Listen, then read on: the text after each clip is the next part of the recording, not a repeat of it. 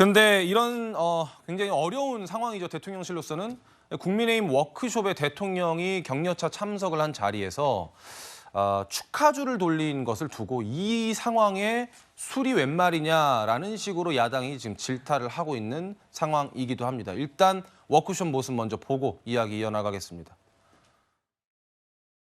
오늘 여러분 보니까 정말 스트레스가 풀리고 힘이 납니다.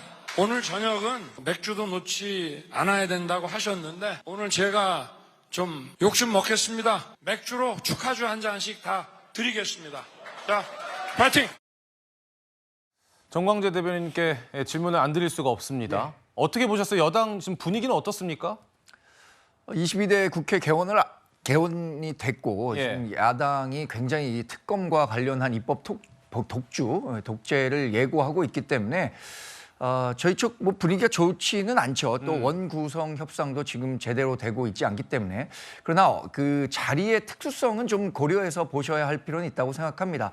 이게 22대 국회를 여는 우리 국민의힘 소속 국회의원들의 연찬회였고 대통령이 격려차 방문했는데 뭐 만취할 정도의 술을 마신 것도 아니고 단순히 좀 분위기를 좀 좋게 하는 차원에서 대통령도 뭐 말씀하셨잖아요. 제가 욕 먹을 각오로 한 잔씩 축하주를 돌리겠다고 한 것에 대해서 지나치게 뭐 정치 공세 일변도의 관점에서 보실 필요는 없을 것 같다. 너무 가혹한 평가를 해주시지 않으셨으면 하는 바람입니다.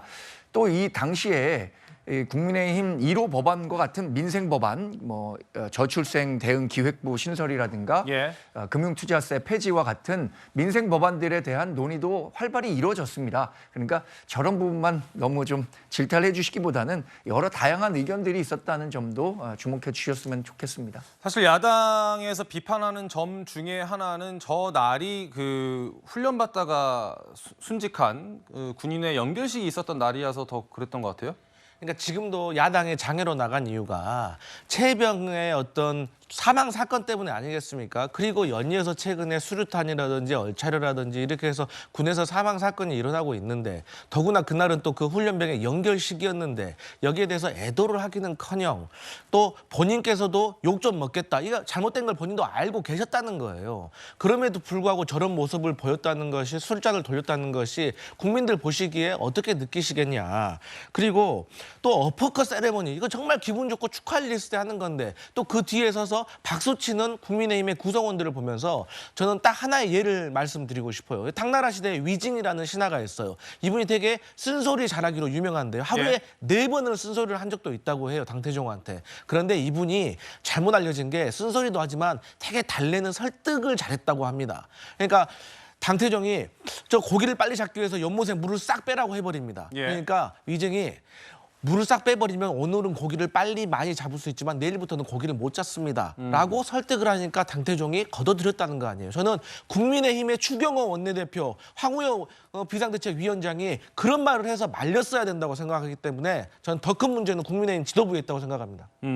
그래서 지금 대통령이 여러 가지로 지금 굉장히 좀 뭐랄까요 안팎으로 미움을 받고 있는 듯한 그런 느낌인 거는 이해가 되는데 그렇다고 하더라도요 대통령이 당선인들에게 축하난을 보낸 거는 대통령으로서 할 수 있는 행동인데 그 난을 버려버리고 이건 조금 너무한 거 아니에요? 맞습니다. 거기에 대해서 좀 지적할 부분이 있는데요. 사실 정치인들입니다. 정치인들은 어떤 정치적인 행위를 통해서 어떤 언론의 주목을 받고 또 언론의 주목 속에서 본인의 의견이라든가 정치적 소신에 대해서 표현하는 건데 사실 지도부라든지 유명한 정치인들은 여러 가지 언론에 관심을 받고 있지만 사실 초선 의원 또 소수 정당은 저런 일종의 보이콧이 아니면 주목받기가 어려운 거죠. 그래서 잘했다고 볼 수는 없겠지만 나름대로의 정치적 의미가 있다 이렇게 해석할 수 있겠습니다. 예.